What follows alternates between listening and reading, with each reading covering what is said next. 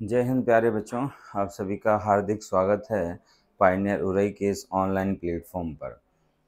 आज हम लोग मैथ्स के इस सेशन में अनुपात और समानुपात, रेशियो एंड प्रोपोर्शन का टॉपिक पढ़ेंगे।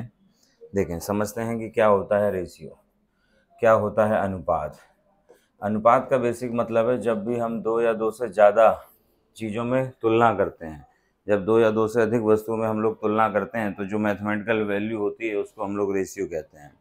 ठीक है। फॉर एग्जांपल जैसे कह दिया जाए कि किसी कक्षा में 20 लड़कियां हैं।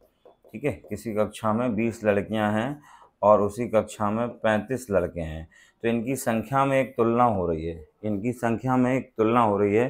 तो जो मैथमेटिकल वैल्यू में एक रिलेशन बन रहा है कि 20 लड़कियां हैं 35 लड़के हैं, तो ये जो है अनुपात कहलाता है। और बेसिक अनुपात जो है हमेशा सेम यूनिट में निकाला जाता है। अगर आपसे कहा जाए कि 20 लड़कियां और 35 लड़कों के बीच अनुपात बताओ, तो बच्चे इनके बीच में कोई अनुपात नहीं होगा, इनके बीच में कोई अनुपात नहीं होगा। अनुपात जो बनेगा वो इनकी संख्या में बनेगा, इनकी संख्या में बनेगा। फॉर एग्जाम्पल जैसे आपसे कह दिया जाए कि बताओ 10 रुपये और $20 के बीच अनुपात क्या होगा, 10 रुपये और $20 के बीच अनुपात क्या होगा।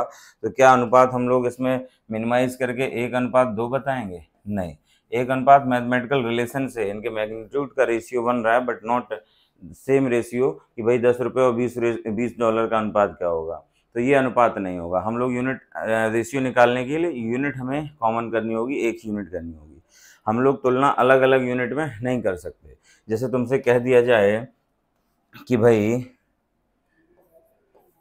20 लीटर और 15 किलो में अनुपात क्या होगा, तो क्या कंपेयर इनकी तुलना करी जा सकती है? 20 लीटर और 15 किलो की तुलना करी जा सकती है?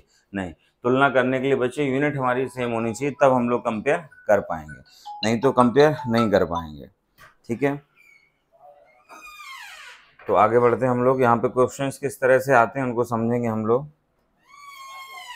सिंपल रेशियो बेस्ड क्वेश्चंस रहते हैं, तो दो अलग अलग रेशियो को मर्ज करना होता है। फॉर एग्जांपल यदि आपको दिया जाए कि A/B 2:3 है और B/C 4:5 है, B/C 4:5 है, और आपसे यदि पूछा जाए कि A/B/C का मान क्या होगा, A/B/C का मान क्या होगा।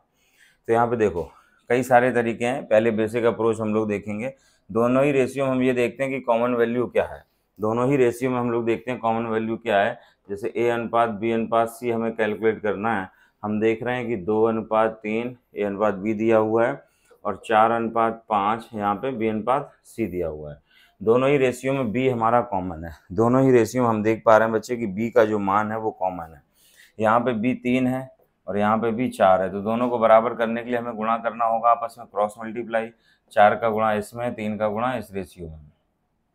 तो बच्चे जैसे ही हम लोग गुणा करेंगे तो 4 का गुणा यदि होगा तो पूरे रेशियो में होगा, 3 का गुणा होगा तो पूरे रेशियो में। तो A का मान 4 दूनी 8 हो जाएगा, B की वैल्यू दोनों जगह हम देख रहे हैं 12 हो जा रही है, और C का मान जो है 15 हो जाएगा। ये बेसिक अप्रोच है, ये मेंटली कैलकुलेट करना आना चाहिए आपको, मौखिक लगाना आना चाहिए। और अगर इसी तरीके को हम दूसरी तरह से करें, जैसे फ्रिक्शंस वाला तरीका है, तो इन दोनों का गुणा कर देंगे हम लोग तो A का मान निकल के आएगा, A की वैल्यू आएगी 2 का गुणा 4 में। फिर देखो B को पकड़ेंगे और B से गुणा करेंगे, 3 का गुणा 4 में किया जाएगा, 3 गुणा 4 करेंगे तो ये 12 आएगा। इसी के बाद इस 3 का गुणा 5 में कर देंगे, इस 3 का गुणा इस 5 में कर देंगे तो रिजल्ट आ जाएगा 15। तो वही रिजल्ट हमारा यहाँ से निकल के आ जाएगा। तरीके और भी हैं, हम लोग और भी तरीके से क्वेश्चंस को लिख सकते हैं कि भाई किस तरह से रेशियो बनाया जाए। और भी अलग तरीके हैं, समझते हैं उन तरीकों को भी।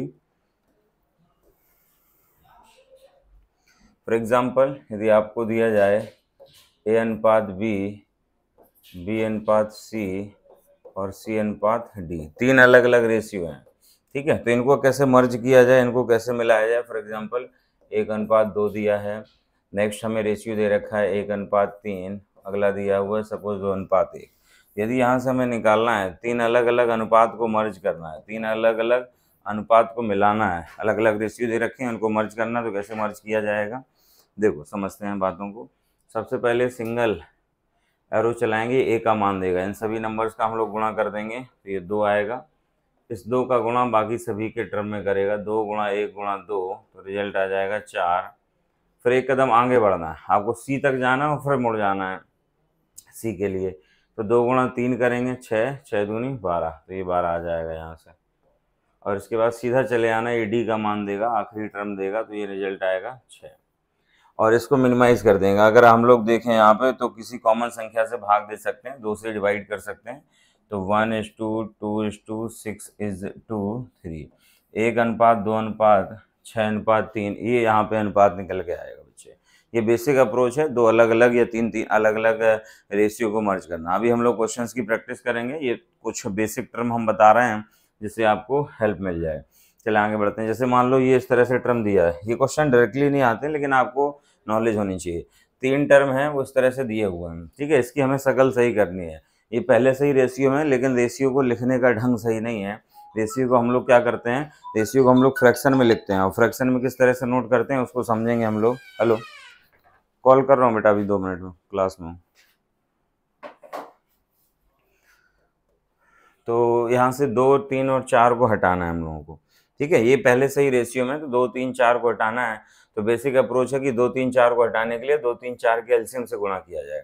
2, 3, 4 के एलसीएम से गुणा किया जाए, जिससे ये डिनोमिनेटर में जो टर्म लगे हुए हैं ये कैंसिल हो जाए। तो 2, 3, 4 का एलसीएम 12 होगा, तो 12 से हम क्या करेंगे, पूरे रेशियो में गुणा कर देंगे। 12 का गुणा जब यहाँ पे होगा, जाके 12 का गुणा हुआ है तो हर टर्म में होगा, प्रत्येक पद में होगा। यहाँ भी होगा 12 का गुणा, यहाँ भी होगा और यहाँ भी होगा। तो बच्चे जब 12 का गुणा होगा तो 2 से मिनिमाइज हो जाएगा, तो ये लिखेंगे हम लोग 6। 3 से मिनिमाइज होगा तो लिखेंगे 4, और यहाँ पे 4 से मिनिमाइज होगा 12, तो लिखा जाएगा 3। तो 6:4:3 ये हमारा अनुपात होगा। 6:4:3 ये हमारा यहाँ पे रेशियो हो जाएगा। बिल्कुल इसी तरीके से, पॉज करना जरा क्लास।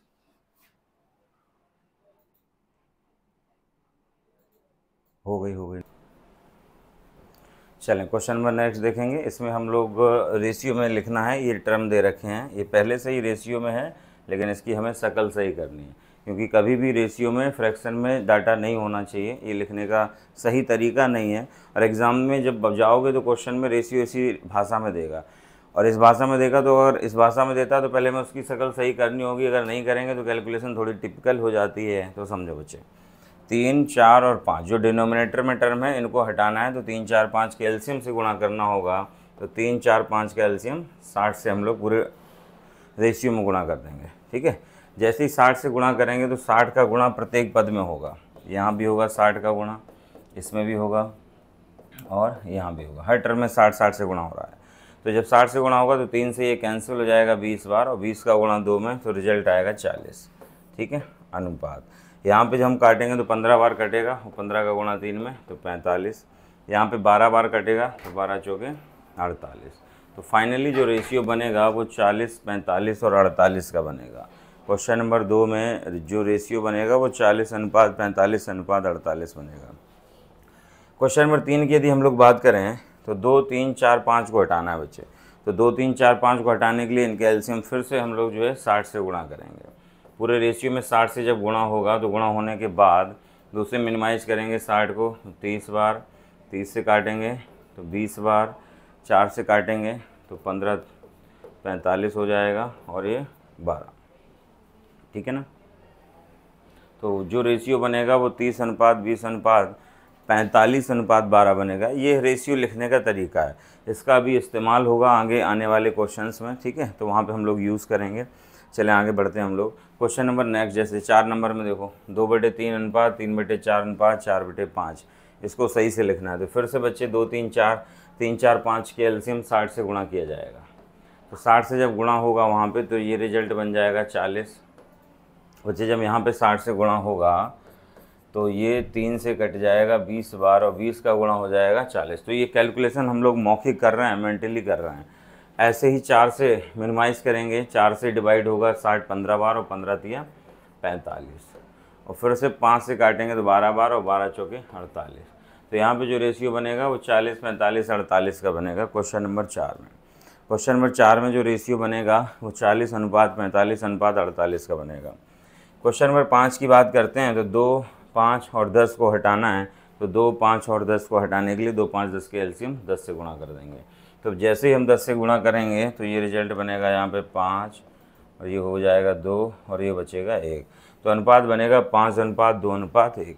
तो ये जो हम लोगों ने सिंप्लीफाई की है अभी तक रेशियो, ये पहले से ही रेशियो में थे, ठीक है, ये पहले से ही अनुपात में थे, बस इसको हमने सही ढंग से लिखा है, लिखने का ढंग हमने बदला है। अब आगे जो क्वेश्चंस आते हैं, जैसे क्वेश्चन नंबर 10 है, ये सारे के सारे क्वेश्चंस में क्या है कि ये पहले से टर्म बराबर हैं। जैसे उसने बोला है कि ए का 1/2 हिस्सा, बी का 1/3 हिस्सा, सी के 1/4 हिस्से के बराबर है, तो यहाँ पे पूछता है कि बताओ भैया ए अनुपात बी अनुपात सी का मान क्या होगा।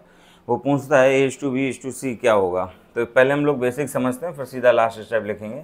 हम लोग एक कांस्टेंट टर्म k के बराबर मान लेते हैं, और A/2 को अगर हम लोग k के बराबर लिखते हैं, तो यहाँ पे पहले बेसिक अप्रोच सीख रहे हैं हम लोग। तो A/2 बराबर k आएगा, तो a का मतलब हो जाएगा बच्चे 2k। जिस तरह से a बराबर 2k होगा, उसी तरह से b बराबर 3k और c बराबर 4k आएगा, ये टर्म आएंगे। अब इसके बाद a अनुपात b अनुपात c यदि हम लोग लिखेंगे, तो a का मान 2k, b का मान 3k और c का मान 4k, ठीक है, ये होगा। k से भाग दे देंगे तो अनुपात हमारा बनेगा 2:3:4, तो ये हमारा रेशियो हो जाएगा। तो बच्चे ध्यान रखना, जब भी अगर हमें डायरेक्ट लिखना है, ये तो बेसिक अप्रोच हमने बता दिया, यदि हमें डायरेक्ट लिखना है और चीज़ें इस तरह से दे रखी हैं, तो अब बस ये याद रखा करो कि जो मल्टीपल में है, गुणांक में है, जैसे a का गुणांक यहाँ पे कुछ नहीं, एक ही है, b का कोफिशिएंट भी एक ही है, c का कोफिशिएंट भी एक ही है। अगर ऐसा है तो जो बटे में लिखा है सीधा वही रेशियो हो जाता है, और यदि ऐसा नहीं होता तो पहले हम लोग उसको हटाते। जैसे क्वेश्चन नंबर हम लोग सेकंड की बात करें, और अगर इसका सीधा लास्ट स्टेप लिखें, तो बच्चे देखो a का यहाँ पे कुछ ना कुछ गुणांक है, यहाँ भी b का कुछ ना कुछ कोफिशिएंट है, c का भी है, तो हमें ये 2, 3, 4 को हटाना होगा, 2, 3, 4 को हटाना होगा। और बच्चे 2, 3, 4 को हटाने के लिए इनके एलसीएम से हम लोग क्या करेंगे, भाग देंगे, क्योंकि हमें ऊपर वाले टर्म को हटाना है। यहाँ पे ये चीज़ें रेशियो में नहीं है, ये हम लोग रेशियो निकाल रहे हैं। इससे पहले वाले जो क्वेश्चंस किए थे वहाँ पे चीज़ें रेशियो में थी, इससे पहले हमने जो क्वेश्चंस किए थे यहाँ पे क्या है, यहाँ पे पहले से ही रेशियो में थे, ये सारे आंकड़े पहले से ही रेशियो में थे, देखो बीच में रेशियो का निशान लगा है। और अभी जो क्वेश्चंस कर रहे हैं इसमें क्या है कि बीच में बराबर का निशान लगा हुआ है, ठीक है, हमें यहाँ पे रेशियो में बनाना है इसको। तो 2, 3, 4 को हटाने के लिए 2, 3, 4 के एलसीएम 12 से भाग देंगे, तो हम क्या करेंगे, सभी में प्रत्येक टर्म में 12 से भाग दे देंगे। जब बच्चे हम प्रत्येक टर्म में 12 से भाग देंगे तो देखो सिनेरियो क्या बनेगा, तो ये 2 से कट जाएगा 12 6 बार, 3 से कट जाएगा ये 4 बार, 4 से कट जाएगा 3 बार, तो ये जो रिजल्ट बनेगा वो A/18 बराबर B/16 बराबर C/15, ये रेशियो बनेगा। तो फाइनली जो A अनुपात B अनुपात C में जो अनुपात बनेगा वो 18:16:15 हो जाएगा, ठीक है, 18:16:15 हो जाएगा बच्चे, इस तरह से। तो ध्यान रखना, जब चीज़ें बराबर में दे रखी हैं तो हम लोग ऐसे रेशियो लिखते हैं। जैसे फॉर एग्जांपल क्वेश्चन नंबर 3 है, तो इसमें किस तरह से काम किया जाएगा। तो यहाँ पे बच्चे ये देखो कि भाई a का गुणांक भी 1 है, b का भी 1 है, c का बस 3 है, यहाँ पे कोफिशिएंट इसका भी 1 है, तो बस हमें यहाँ पे सिर्फ ऊपर से 3 हटाना है। तो जैसे ही 3 हटाएंगे बात बन जाएगी। तो 3 हटाने के लिए बच्चे 3 से भाग दे देंगे, 3 से यहाँ भी भाग, 3 से यहाँ भी भाग, 3 से यहाँ भी, और 3 से हमने डिवाइड कर दिया। तो ये हो जाएगा A/6, ये हो जाएगा B/9, ये हो जाएगा C/4, 3 से 3 कैंसिल हो जाएगा तो C/4, और ये हो जाएगा D/15। तो यहाँ पे जो A अनुपात B अनुपात C अनुपात D बनेगा, A अनुपात B अनुपात C अनुपात D जो बनेगा, तो जो डिनोमिनेटर में है 6:9:4:15 यही बनेगा, ठीक है बच्चे, यही रेशियो में बनेगा, यही रेशियो हमारा आंसर आएगा। अच्छा, इसका इस तरह का क्वेश्चन तुम्हारी यूपीपी के एग्ज़ाम में, एसएससी जैसे एग्जाम्स में, ग्रुप सी ग्रुप डी के किसी भी परीक्षा में देखने को मिल जाता है। चलें क्वेश्चन नंबर नेक्स्ट देखें। अगर तो इस क्वेश्चन में यहाँ से बच्चे 2 हटाना है, ये 3 हटाना है, ये 5 हटाना है। तो 2, 3, 5 को हटाने के लिए 2, 3, 5 के एलसीएम से हमें भाग देना होगा। तो 2, 3, 5 के एलसीएम यहाँ पे 30 से भाग देंगे। तो बच्चे हम क्या करेंगे, प्रत्येक पद में 30 से भाग दे देंगे, हर टर्म में 3 से भाग दे देंगे। और 3 से जैसे हम भाग देंगे तो 2 से कटेगा ये 15 बार, तो ये हो जाएगा A/45 बराबर, ये 3 से कटेगा 10 बार, तो ये हो जाएगा B/40, और ये 5 से कटेगा 6 बार, तो ये हो जाएगा 6/36। तो बच्चे यहाँ पे जो अनुपात बनेगा वो 45:40:36 बनेगा, ये रेशियो बनेगा यहाँ पे, ठीक है, ये अनुपात बनेगा। आई होप आपको सभी को समझ आ रही होंगी बातें।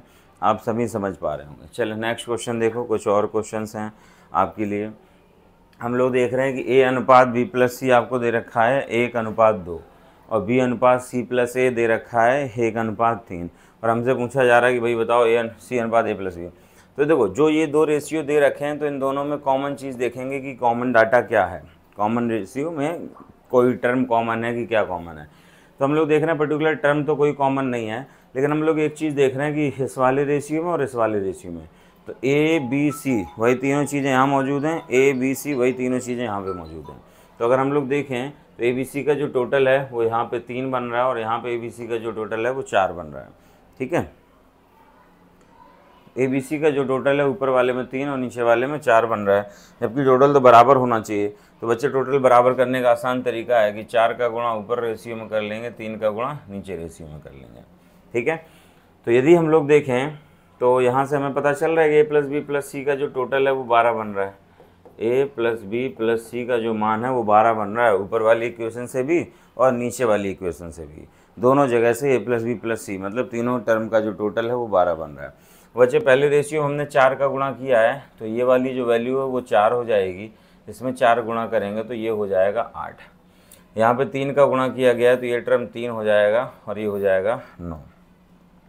तो यदि हम लोग बच्चे बात करते हैं तो a की जो वैल्यू है वो 4 है, ये निकल के आ गई। देखो यहाँ पे टोटल 12 हो गया है, यहाँ भी टोटल 12 हो गया है, चीज़ें बैलेंस हो गई हैं तो डायरेक्ट हम लोग कंपेयर कर सकते हैं।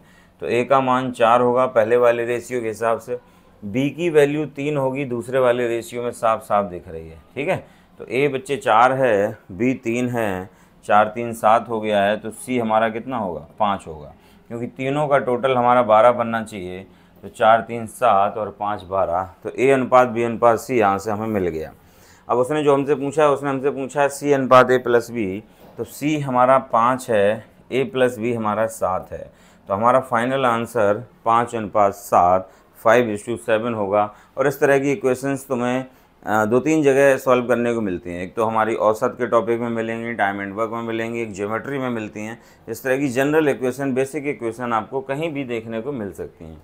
बिल्कुल इसी तरह का अगला क्वेश्चन हम लोग देखेंगे, बिल्कुल इसी तरह से। तो अगर हम देखें जो ए बी सी यहाँ है तो यहाँ पे ए बी सी का जो टोटल है वो 5 बन रहा है और दूसरे वाले रेशियो में जो टोटल है वो 4 बन रहा है। पहले रेशियो के अकॉर्डिंग ए प्लस बी प्लस सी टोटल हमारा 5 बन रहा है, दूसरे वाले रेशियो के अकॉर्डिंग टोटल 4 बन रहा है। तो सबसे पहला स्टेप है बच्चे की टोटल को बैलेंस किया जाए, तो इस वाले रेशियो में 4 का गुणा है, इस वाले रेशियो में 5 का गुणा। तो यहाँ से हमें पता चल गया कि ए बी सी तीनों टर्म का जो टोटल है वो 20 रहेगा, ऊपर वाले रेशियो से भी और नीचे वाले रेशियो से भी। तो अगर हमने पहले वाले रेशियो में 4 का गुणा किया है तो 4 का गुणा यहाँ दोनों ही टर्म में हो जाएगा, तो ये 4 दूनी 8 हो जाएगा, ये 4 तिया 12 हो जाएगा। 5 का गुणा यहाँ किया गया तो ये 5 हो जाएगा, ये 15 हो जाएगा। तो यहाँ पे यदि हम लोग देखें तो a का जो मान है वो 8 है और b का जो मान है वो 5 है। a की जो वैल्यू है वो 8 है, b की जो वैल्यू है वो 5 है और c का मान कितना होगा बच्चे? तो तीनों का टोटल 20 बन रहा है, a 8 है, b 5 है, 8 5 13, तो c हमारा 7 होगा, तभी टोटल हमारा 20 बनेगा। तो a अनुपात b अनुपात c इनका जो मान है वो 8 अनुपात 5 अनुपात 7 होगा। फाइनली हमसे उसने जो पूछा है वो c/a प्लस b पूछा है, तो c का मान 7 है, a प्लस b का मान 13 है। तो फाइनली जो आंसर है इस क्वेश्चन का वो 7 अनुपात 13 हो जाएगा बच्चे। 7 अनुपात 13 यहाँ पे इस तरह इस क्वेश्चन का आंसर आएगा। ठीक है बच्चे, चले हम लोग बढ़ते हैं अब कुछ क्वेश्चंस की प्रैक्टिस की ओर। ये अभी हम लोग जस्ट बेसिक बातें सीख रहे थे, हम लोग क्वेश्चंस की कुछ प्रैक्टिस करेंगे। ये प्रीवियस ईयर क्वेश्चन है बच्चे, ये प्रीवियस ईयर क्वेश्चन है, इनको लगाना है। तौर तरीके सीखेंगे कि कैसे हम लोग जो है मौखिक क्वेश्चंस लगाते हैं पेपर में। देखो ये एसएससी सीजीएल लेटेस्ट पैटर्न के क्वेश्चन है, सीजीएल की परीक्षा में पूछा गया प्रश्न है। ए अनुपात बी दिया है, सी अनुपात बी दिया है, तो ए बी सी का मान पूछा है। अब देखो दोनों ही रेशियो में अगर हम लोग देखें, हमें ए अनुपात बी का मान बच्चे 2 अनुपात 5 दिया है, ठीक है, और बी अनुपात सी का जो मान है वो 4 अनुपात 3 दिया है। 3 अनुपात 4 यहाँ पे सी बी का दिया, हमने उसको पलट दिया तो ये 4 अनुपात 3 लिख दिया। तो दोनों ही रेशियो में अगर हम लोग बच्चे कॉमन देखें ना तो कॉमन टर्म हमारा बी है। तो बी दोनों ही रेशियो में अलग अलग है, एक में बी 5 बना बैठा है और एक में बी 4 बना बैठा है। तो देखो आंसर हमारा वो रेशियो होगा जहाँ पे बी 4 और 5 दोनों के मल्टीपल में होगा। 4 के मल्टीपल में भी होना चाहिए, 5 के मल्टीपल में भी होना चाहिए b का मान। तो पहले वाले में भाई 5 का तो है लेकिन 4 का मल्टीपल नहीं है, दूसरे वाले में पॉसिबल है, इसमें भी नहीं है, इसमें भी नहीं है। तो अगर हम विकल्पों को देखते हुए चलें तो बी आंसर सीधा टिक कर सकते हैं 2 सेकंड के अंदर। ठीक है, 2 सेकंड के अंदर हम लोग सीधा देख के बता सकते हैं कि बी हमारा, भाई बी एक जगह एक रेशियो में तो बी जो है 5 का मल्टीपल है और एक रेशियो में 4 का मल्टीपल है, तो 4 के मल्टीपल में होना चाहिए भाई। ठीक है, नहीं होगा तो बात नहीं बनती। तो यहाँ पे यदि हम लोग करें, अगर हम लोग सॉल्व करने की कोशिश करें तो देखो कैसे सॉल्व होगा, उसको समझ लेते हैं हम लोग। भाई हम लोग दोनों को गुणा करेंगे तो 8 आएगा, इधर इन दोनों का गुणा करेंगे, यही तरीका बताया गया था आपको, 20 आएगा, इधर इन दोनों का गुणा करेंगे तो 15 आएगा। तो सीधा रेशियो बन जाएगा 8:20:15। ये आपको धमाकेदार तरीका आपको बताया गया था बच्चे। ठीक है, मैं देख पा रहा हूँ। चलें question number next. Question number अगले में भी अगर देखें तो बिल्कुल उसी तरह का क्वेश्चन है और एसएससी CHSL की परीक्षा में पूछा गया है बच्चे। अगर हम लोग देखें तो A/B का मान तुम्हें दिया है 2:3 और B/C का मान तुम्हें 6:8 दिया है। इसको अगर हम मिनिमाइज़ करना चाहें तो 3:4 लिख सकते हैं। और हम लोग देख पा रहे हैं बच्चे A/B/C अगर हमें लिखना है तो देखो B का मान यहाँ भी 3 है, यहाँ भी 3 है, B दोनों ही रेशियो में कॉमन है, दोनों रेशियो में कॉमन है, तो इसका मतलब सब कुछ सही है। A का मान 2 होगा, B का मान 3 होगा और C का मान 4 होगा। तो 2:3:4 यहाँ पे आंसर आ जाएगा। केवल 2 सेकंड का क्वेश्चन है, जस्ट 2 सेकंड लगेंगे इसको ब्रेक करने में, इस तरह के प्रश्नों को सॉल्व करने में। ठीक है, हम लोग मौखिक वैसे भी लगा सकते हैं कि भैया हमें बराबर करना होता है। ये जो तरीका हम बता रहे हैं लिख के करने वाला, ये शुरुआत के दिनों में इस्तेमाल करेंगे। यहाँ पे हम देख रहे हैं कि भाई B का मान 3 है और यहाँ भी अगर मिनिमाइज़ कर लें तो B का मान 3 है। तो अगर हम सीधा लिखना चाहें कि भैया A/B/C कितना होगा, तो A/2:3 है, यहाँ पे 3:4 है, तो B हमारा 3 है ही, तो C का मान 4 हो जाएगा, सीधा लिख दिया करेंगे। अगर कॉमन ना होता तो हम लोग उसको कॉमन बनाएंगे पहले, फिर उसके बाद सॉल्व करेंगे। ठीक है, ये बात आपको समझ आनी चाहिए। क्वेश्चन नंबर अगला देखो, बिल्कुल उसी तरह का धमाकेदार प्रश्न है फिर से। तो अगर हम लोग लिखना चाहें बच्चे, देखो हम यहाँ पे कई सारे तरीके बता रहे हैं आपको, ये एसएससी CHSL के एग्ज़ाम में पूछा गया क्वेश्चन। A/B आपको 2:5 दिया गया है और B/3:4 दिया गया है। एक तरीका तो यहाँ पे ये होता है कि क्वेश्चन को हम कैसे सॉल्व करें, भाई जिसके बगल में जगह खाली है वो नंबर लिख दिया करो। यहाँ 5 के बगल में खाली है तो हमने 5 लिख दिया, यहाँ पे देखो 3 के बगल में खाली है तो 3 लिख दिया, बस गुणा कर दो। तो 2×3 6, 5×3 15, 4×5 20। तो 6, 15, 20 यहाँ पे बन जाएगा और 6, 15, 20 यहाँ पे उत्तर आ जाएगा। 6, 15, 20 यहाँ पे आंसर आ जाएगा इस तरीके से। ठीक है बच्चे, उम्मीद कर रहा हूँ कि ये बातें समझ आ रही होंगी। और अगर दूसरी तरह से करना चाहते थे तो उस तरह से भी हम लोग कर सकते हैं। देखो लिखने के तरीके सीख लो। जैसे A/B उसने हमें दिया है कि भैया 2:5 है और B/C उसने हमें दिया भैया 3:4 है। और अगर हमसे पूछ रहा है कि भाई बताओ A/B/C कितना होगा, तो यहाँ पे हम लोग एरो वाला तरीका भी लगा सकते हैं। जैसे इन दोनों का गुणा किया 3 दूनी 6, फिर इसका गुणा इसमें करेंगे। ठीक है, क्रॉस मल्टीप्लाई, B से चलते हैं, B के लिए मुड़ जाते हैं तो ये 15 आ जाएगा। फिर हमें सीधा गुणा कर देना है, सीधा तीर चला देना है, 5 के 20, तो वही चीज़ निकल के आएगी। चीज़ वही है, बस अलग अलग तरीके से बताई जा रही है और अलग तरीके से हम लोग इस्तेमाल करते हैं। सबसे बेहतर तरीका है कि भाई हम लोग कॉमन वाले को इक्वल कर लें, जो कॉमन टर्म है उसको इक्वल कर लें। हम देख रहे हैं B यहाँ पे 5 है, B यहाँ पे 3 है, तो फट से 3 का गुणा यहाँ करो और 5 का गुणा यहाँ करो, बराबर करके लिख लेंगे। और दूसरा तरीका हमने विकल्प वाला बताया था। विकल्प वाला कैसे करते हैं वो भी तरीका आपको आना चाहिए। विकल्प वाला क्या, हमें पता है कि भाई B जो B होगा वो 5 के मल्टीपल में होगा, पहले रेशियो से पता चल रहा है, दूसरे रेशियो से पता चल रहा है 3, मतलब B जो होगा वो 5 और 3 दोनों के मल्टीपल में होगा, दोनों से विभाजित होना चाहिए। इसमें देखो B 16 है, ना 5 से विभाजित है ना 3 से। इसमें ये 5 से तो है लेकिन 3 से नहीं है, इसमें 5 और 3 दोनों से है, इसमें भी नहीं है। ठीक है, तो दिए गए विकल्पों से हम सीधा बता सकते हैं कि ऑप्शन C करेक्ट आंसर होगा, अगर हम लोग कॉमन देखते हुए चलें। तो किसी भी तरीके से क्वेश्चन को पकड़ा जा सकता है, कई सारे तौर तरीके बन सकते हैं यहाँ पे। ठीक है, एग्ज़ाम में हम लोगों को बेस्ट तरीका अप्रोच लगाना है। जैसे फॉर एग्जांपल क्वेश्चन नंबर 4 की बात करें, एसएससी CHSL के एग्ज़ाम में आया हुआ क्वेश्चन है बच्चे। देखो अगर हम लोग देखें यहाँ पे कि हमें A/B का मान दिया हुआ है, C/D का मान दिया और हमसे फिर ये पूछा है तो पहले हम क्या करेंगे, उसने हमसे जो पूछा है, उसने हमसे पूछा है कि भैया बताओ 2C/5D ये किसके बराबर होगा। तो पहले तो C और D का रेशियो हमें बताना होगा, ठीक है ना। तो हमें सीधा 2:3 यहाँ पुट कर दो भाई। A/B को अगर हम लोग यहाँ पे पुट कर देंगे तो C/D निकल के आएगा। यहाँ रख देंगे तो 5 दूनी 10 हो जाएगा, और B को रख देंगे तो 3 3 का 9 हो जाएगा। तो C/D हमें पता चल गया। अब C/D को हम लोग इसमें पुट कर देंगे। तो इस वाले में अगर हम पुट करते हैं, C का मान 10 लिखते हैं तो ये 20 हो जाएगा, और यहाँ पे 9 लिखते हैं तो 9 अपना 45 हो जाएगा। तो 20 45 हो गया। इसको अगर हम मिनिमाइज़ करते हैं 5 के पहाड़े से तो 5 चौके 20 और 5 9 45, तो अनुपात 4:9 आ जाएगा, ठीक है। चीज़ वही है, बस उसने दूसरे ढंग से पूछ दिया, दूसरे तरीके से पूछ दिया। आपको कुछ नहीं करना था। A/B 2:3 दिया हुआ था, तो जहाँ जहाँ AB लिखा है वहाँ वहाँ वैल्यू पुटअप कर दी हमने। सबसे पहले A/B जहाँ वैल्यू दे रखी थी वहाँ पुट कर दी, मतलब A का मान 2 और B का मान 3 रख के हमने C/D निकाल लिया। अब C/D जहाँ हमसे पूछा जा रहा है उसमें हमने C की जगह C की वैल्यू, D की जगह D की वैल्यू पुट कर दी, तो फाइनल आंसर आ गया, उसको मिनिमाइज़ कर दिया। ऐसा क्वेश्चन SSC CHSL के एग्ज़ाम में पूछा गया था। SSC CHSL की परीक्षा में पूछा गया था इस तरह का क्वेश्चन, ठीक है बच्चे। चलें क्वेश्चन नंबर नेक्स्ट करते हैं। देखो क्या कह रहा है वो।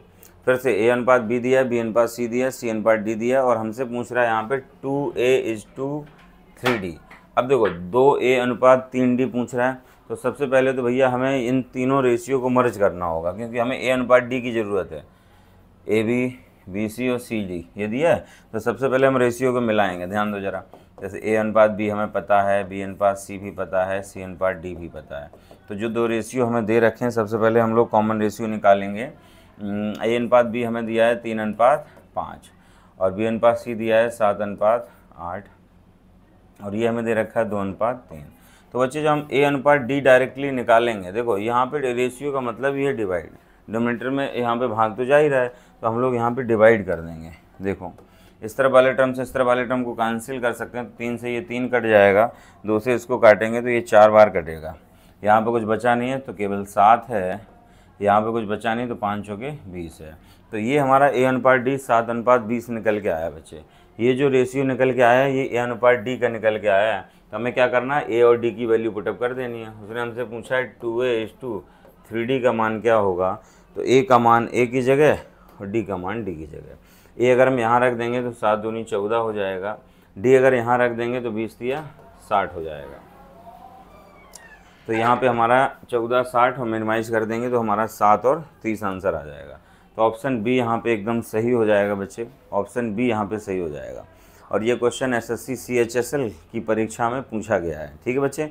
तो रेशियो की ये बेसिक क्लास थी, और इसी तरह से मैं टॉपिक वाइज प्रीवियस ईयर में जो भी 2-3-4 वर्षों में जो क्वेश्चन पूछे गए हैं वो धीमे धीमे मैं कवर करूँगा, कॉन्सेप्ट के साथ साथ प्रैक्टिस भी कराऊँगा, ठीक है। आप लोग क्लास में कॉन्सेप्ट पढ़ते हैं और उनको सीखने के लिए कुछ क्वेश्चंस करते हैं, यहाँ पे मैं प्रीवियस ईयर क्वेश्चन कराऊंगा, ठीक है, और कॉन्सेप्ट भी। तो जुड़े रहें पायनियर उरई से, और अपनी इस वीडियो को अपने और भी साथियों को शेयर करें, और भी साथियों को जोड़ने का काम करें। चलें मिलते हैं हम लोग अगली क्लास में, तब तक के लिए जय हिंद।